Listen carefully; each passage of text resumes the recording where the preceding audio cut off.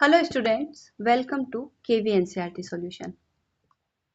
तो बच्चों, अभी हम शुरू करेंगे कक्षा 5 की हिंदी का तीसरा पार्ट, जिसका नाम है चांद का कुर्ता। तो एक बहुत सुंदर बाल कविता है जिसे लिखा है रामधारी सिंह दिनकर ने। इस कविता में कल्पना करते हुए चांद और उसकी माता के बीच बहुत ही सुंदर बातचीत दिखाई गई है। तो इस वीडियो के अंदर हम इस कविता को अच्छे से समझेंगे और साथ ही साथ इसके शब्दार्थ देखेंगे। तो ये इसके पार्ट 1 वीडियो होने वाली है। तो वीडियो स्टार्ट करने से पहले अगर चैनल पे नए हैं, अभी तक आपने मेरे चैनल को सब्सक्राइब नहीं किया है, तो प्लीज़ पहले चैनल को सब्सक्राइब कर दीजिए और साथ ही साथ बेल आइकन को प्रेस करना बिल्कुल मत भूलिएगा, जिससे कि आने वाली सभी नई वीडियोस की नोटिफिकेशन आप लोगों तक पहुंच सके। तो चलिए पाठ को शुरू करते हैं। हटकर बैठा चांद एक दिन माता से यह बोला, सिलवा दो माँ मुझे उनका मोटा एक चिंगोला। हट का मतलब होता है जीत। तो एक दिन चांद अपनी माँ से जिद कर बैठता है और अपनी माँ से कहता है कि माँ सिलवा दो मुझे उनका मोटा एक जिंगोला। जिंगोला का मतलब होता है ढीला कुर्ता। कि माँ मुझे ऊन का एक जिंगोला सिलवा दो, मतलब ऊन का एक ढीला ढाला कुर्ता। सन सन चलती हवा रात भर जाड़े से मरता हूँ, ठिठुर ठिठुर कर किसी तरह यात्रा पूरी करता हूँ। रात भर सनसन चलती हवा, सनसन का मतलब होता है तेज हवा। जब रात भर चलती तो सनसन की आवाज़ आती है। तो बहुत तेज रात में हवा चलती है। जाड़े से मैं मरता हूँ, और जाड़े का मतलब होता है ठंड से, जिसकी वजह से मुझे बहुत ठंड लगती है। ठिठुर ठिठुर कर किसी तरह यात्रा पूरी करता हूँ, और बहुत ठिठुर ठिठुर के, ठिठुरने का मतलब होता है कांपना।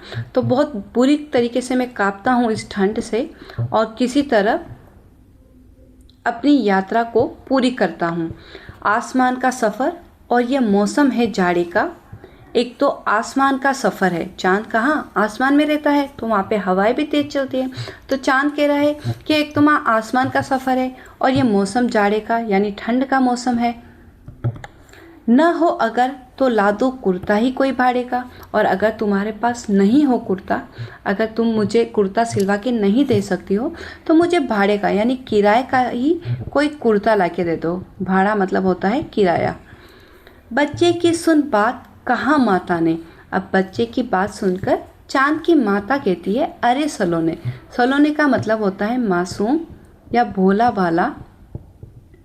क्या रे मेरे मासूम बच्चे, कुशल करे भगवान, लगे मत तुझको जादू टोने। कि भगवान हमेशा तुम्हारा भला करे। कुशल का मतलब होता है भला करना। लगे मत तुझको जादू टोने, और कोई जादू टोना तुमको ना लगे, या फिर कोई भी बुरी नज़र तुमको ना लगे। आगे कहती है माँ, जाड़े की तो बात ठीक है, पर मैं तो डरती हूँ। एक नाप में कभी नहीं तुझको देखा करती हूँ। अब माँ कहती है कि जाड़े की तो बात ही ठीक है, ठंड की बात एक अलग हो गई, लेकिन मैं तो डरती हूँ। डरती किस बात से है? क्योंकि एक नाप में कभी नहीं तुझको देखा करती हूँ, क्योंकि मैंने तुम्हें कभी एक नाप में देखा ही नहीं है। तो मैं कैसे तुम्हारे स्वेटर बनवाऊँ, है ना। देखो माँ क्या कह रही है कि ठंड की बात तो अलग है, लेकिन मैं तो डरती हूँ क्योंकि मैंने तुम्हें कभी एक नाप में, एक आकार में देखा ही नहीं है। कभी एक अंगुल भर चौड़ा, कभी 1 फुट मोटा। बड़ा किसी दिन हो जाता है और किसी दिन छोटा। तो माँ कहती है कि कभी कभी तो तुम सिर्फ अंगुल भर चौड़े होते हो, और कभी 1 फुट मोटे हो जाते हो, या फिर किसी दिन बहुत बड़े हो जाते हो और किसी दिन बिल्कुल छोटे से हो जाते हो। तो कैसे सिलवाऊँ मैं तुम्हारे लिए एक जिंगोला, है ना। तो अब माँ की भी चिंता है कि कभी तुम बिल्कुल छोटे, कभी बिल्कुल बड़े हो जाते हो। घटता बढ़ता रोज किसी दिन ऐसा भी करता है, नहीं किसी की भी आंखों को दिखलाई पड़ता है। अब घटता बढ़ता तो रहते ही हो तुम, नहीं किसी की आंखों को दिखलाई पड़ता, लेकिन कभी कभी तो ऐसा भी होता है कि तुम किसी को भी दिखाई नहीं देते हो। तो जो अमावस की रात है उस दिन चांद पूरी तरीके से गायब हो जाता है। तो माँ चिंता करते हुए कहती है कि तुम घटते बढ़ते तो रोज ही हो, लेकिन कभी कभी तो ऐसा भी करते हो कि तुम दिखाई ही नहीं पड़ते हो। अब तू ही तो बता, नाप तेरा किस रोज लिवाए, सीधे एक झिंगोला जो हर रोज बदन में आए। अब माँ कहती है चांद से कि अब तुम ही बता दो मेरे प्यारे बच्चे कि वो कौन सा दिन है जिस दिन तुम्हारा नाप लिया जाए।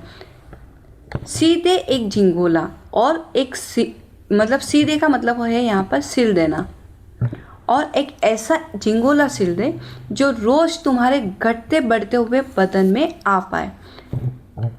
रामधारी सिंह दिनकर।